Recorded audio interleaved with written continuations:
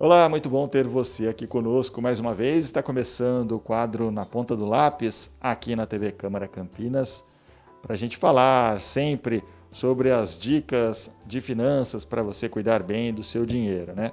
E dessa vez nós vamos falar de um tema importante, que são as compras de bens duráveis.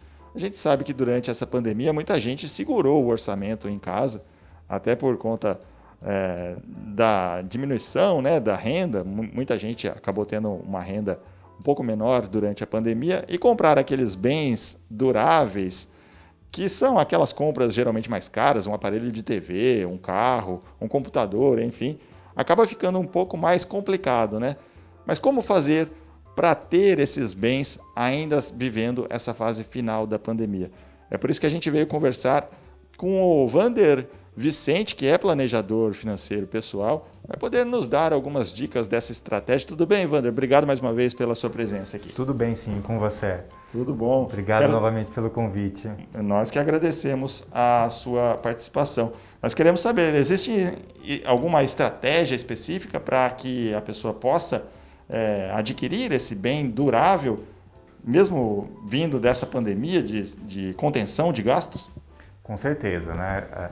A gente fala que a aquisição de bens duráveis, o melhor dos caminhos, o melhor do cenário, né, é quando existe um planejamento para isso. Mas supondo que existe uma necessidade e que isso não foi planejada, o segundo melhor caminho é você ter uma reserva de emergências, que num caso de uma situação como de necessidade, vamos supor, a TV queimou, a máquina de lavar deixou de funcionar, você tenha de onde tirar esse dinheiro sem impactar a sua vida financeira. Mas, caso ainda assim a pessoa não tenha planejamento ou não tenha uma reserva de emergência, o próximo caminho, a próxima solução é você revisitar as suas finanças pessoais e tentar adequar esse parcelamento ou esse pagamento desse equipamento dentro das suas finanças. E é sempre complicado, e eu quero até passar para você, Vander, uma pesquisa que foi realizada pela empresa Mind Miners, chamada Futuro, Expectativas e Planos dos Brasileiros para a Vida Pós-Quarentena, que está dizendo que nesse levantamento, 82% das pessoas que responderam a essa pesquisa, elas pretendem continuar economizando dinheiro mesmo após a quarentena. E que muita gente, 68%, declaram que continuarão evitando a compra de itens que são considerados não essenciais por causa dessa questão de contenção de gastos. É o caso, por exemplo, de uma TV nova, é o caso de uma máquina de lavar, como você disse. O que isso representa para a economia brasileira de um modo geral? Bom, a pandemia, né, o cenário crítico que veio como resultado dessa crise, ela fez muitas pessoas repensarem a forma como usam o dinheiro, principalmente pelo impacto que isso trouxe, né, assim, a divulgação desse cenário. Então, muita gente perdeu renda, muita gente perdeu emprego, muita gente começou a questionar até a forma como utiliza o dinheiro no seu dia a dia. Pensando na economia, pensando nas pessoas deixando de comprar, por um lado, você tem um impacto no consumo, um impacto na movimentação de dinheiro na economia, né? Por outro lado, você também tem um outro impacto positivo, que é as pessoas se precavendo um pouco mais para cenários críticos. Porque a gente sabe, aqui no Brasil não existe uma cultura de poupança muito forte. Tanto é que, assim como tem esse indicador, tem um outro indicador muito forte no Brasil, que quase 70% das nossas famílias estão endividadas. E o principal reflexo desse endividamento ou é a falta de uma reserva de emergência para um imprevisto, ou são aquelas compras que as pessoas fazem no impulso.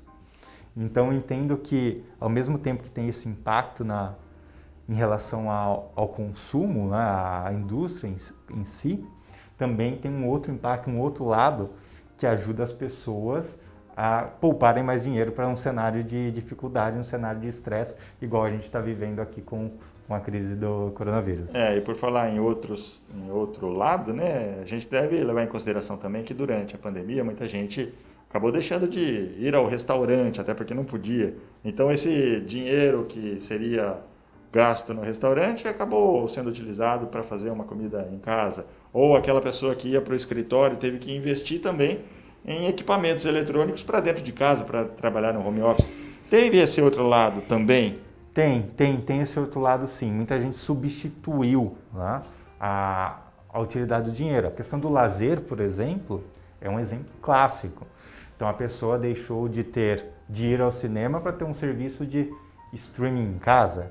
A pessoa deixou de jantar fora, mas comprou comida para fazer algo dentro de casa. Ou um aparelho eletrônico, né? Um aparelho eletrônico, exatamente. Estou pensando aqui na fritadeira elétrica, que foi uma aquisição que eu tive durante a pandemia. Não, as pessoas, né, elas tiveram que se adaptar bem a esse cenário. E eu, particularmente, eu fiz muito desse movimento, né? Então, eu costumava jantar fora, agora faço mais em casa. Então, também a gente percebe que as pessoas se adequam ao cenário, né? Em uma situação crítica, às vezes força a pessoa a isso, mas ela não deixa de consumir. Talvez ela mude a forma como ela consuma. E isso tem um impacto no mercado mais no curto prazo, mas no longo prazo o dinheiro vai se movimentar de alguma forma. Só que as pessoas mudam os hábitos também delas conforme o cenário.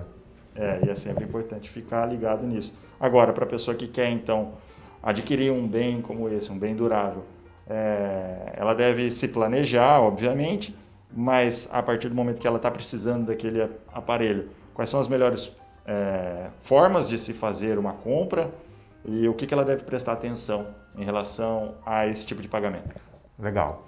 Bom, vamos supor que você esteja precisando comprar algo, né? Você já avaliou, não é algo simplesmente que você quer comprar, é algo que é necessário ou algo que faz parte de um projeto seu. Então a primeira coisa é você ter clareza sobre aquilo que você quer comprar. O que é essa clareza? Qual é o valor necessário, quais são as possibilidades de pagamento, o que tem de juros embutidos, se for algo de um valor maior que você vai precisar parcelar ou financiar. Então a primeira coisa é ter clareza da dimensão dessa compra que você vai fazer. Segunda coisa, comparar no mercado, porque hoje a gente vive num mercado de alta concorrência, então às vezes você olha só para um lugar e tem outro lugar que tem ou um preço melhor ou uma condição melhor. Terceira coisa, avaliar o impacto dessa compra dentro do seu orçamento, para que você não compre algo agora, mas que vai prejudicar lá na frente.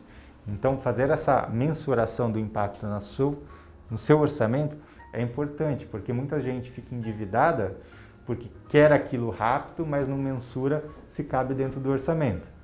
E o quarto passo, né, que é efetivamente, se aquilo estiver dentro do orçamento, se aquilo couber dentro do orçamento, é comprar, né, e sempre monitorar se não acontece nada de novo dentro do seu orçamento que possa tirar você do caminho, porque a gente sabe que muitas vezes surgem imprevistos no meio do caminho. Então, na hora de efetuar a compra, se aquela parcela, vamos supor que seja parcelado, cabe no orçamento, sempre deixa uma folga dentro do seu orçamento para lidar com imprevistos, porque assim aquela compra não se torna um peso no seu futuro próximo devido a algum imprevisto.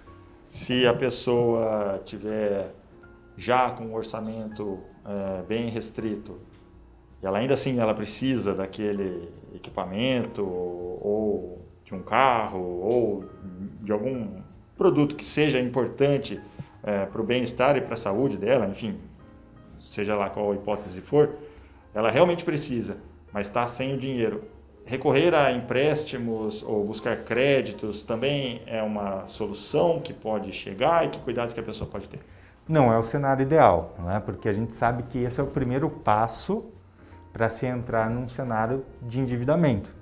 Se a gente considerar que a pessoa já está no limite, tudo que ela ganha, ela gasta, e ela vai adicionar uma despesa no orçamento dela, isso tem uma chance grande de virar no curto prazo um endividamento pequeno, mas que pode se tornar um endividamento maior. Qual o melhor caminho nesse cenário? Se a pessoa já reduziu tudo o que ela precisava reduzir, e mesmo assim ela precisa adquirir aquele bem, ela tem algumas possibilidades. Uma delas é pensar uma forma de aumentar a renda. né? E hoje em dia, a pessoa, além do trabalho normal que ela tem, ela pode pensar em algumas possibilidades para tentar aumentar a renda de forma que essa nova parcela caiba dentro do orçamento.